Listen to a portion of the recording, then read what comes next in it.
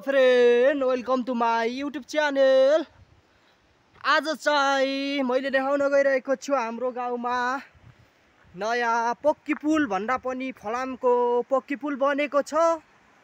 यति धेरै राम्रो बनेको छ। हामीलाई यो एउटा खोला छ, यहाँ चाहिँ यो खोला तर्न बर्खामा चाहिँ धेरै गाह्रो हुन्थ्यो हामीलाई। त्यसैले नै हामीले सरकारलाई यताउति कनेक्ट गरेर यतिको पुल बनाएका छौँ। तपाईहरुलाई कस्तो लाग्छ?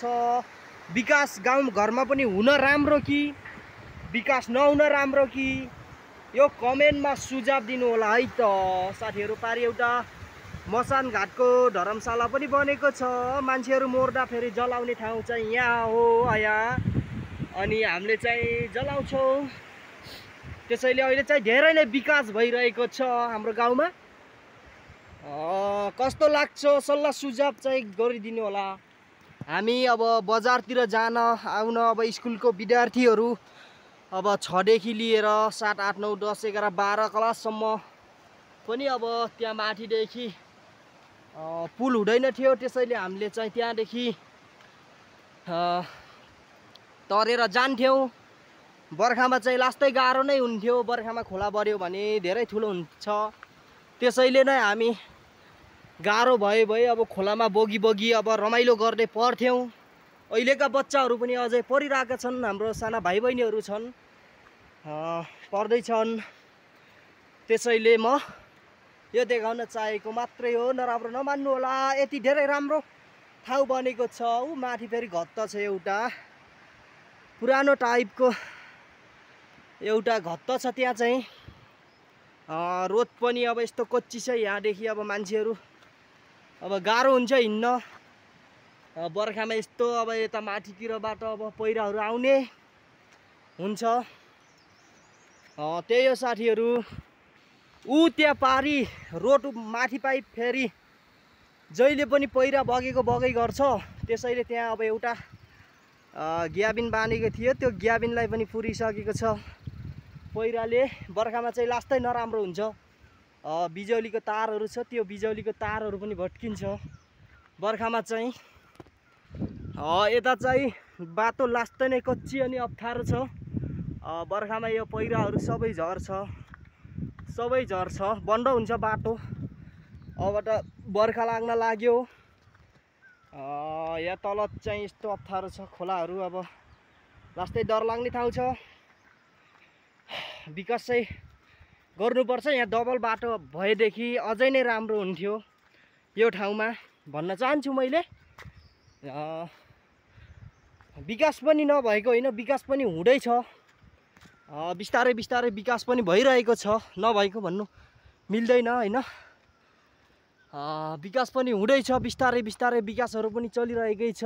पहिलेको कुरा गर्दैछु मैले चाहिँ। पहिला रोडहरू अब त थिए छन त।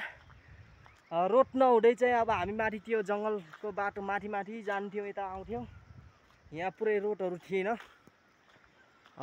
अहिले चाहिँ सबै रोड बनिसकेको छ।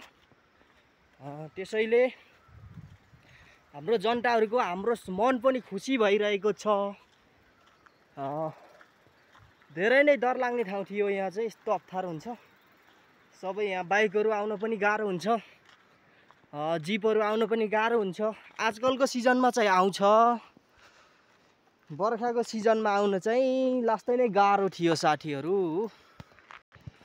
हाम्रो गाउँ चाहिँ त्यो डाँडादेखि नै माथितिर पर्छ। यहाँदेखि उतापट्टि हामी यस्तो अडेर खोलादेखि जानुपर्छ। बेलुकामा हिँड्नुपर्छ। कहिलेकाहीँ अब गाह्रो हुन्छ। पुलटा बन्दैछ। अब पुल चाहिँ ऊ पारीको त्यो डाँडादेखि सट्ट उतापट्टि उतै परतिर, योभन्दा पर त्योभन्दा नि पर एउटा डाँडा छ, त्यहाँ चाहिँ पुल बन्ने भन्दैछ। सायद त्यो पुल पनि बन्छ होला। त्यो बन्यो भने झन् अझै राम्रो हुन्छ। नबन्दासम्मलाई गाह्रो छ। बाटोहरू कच्ची छ।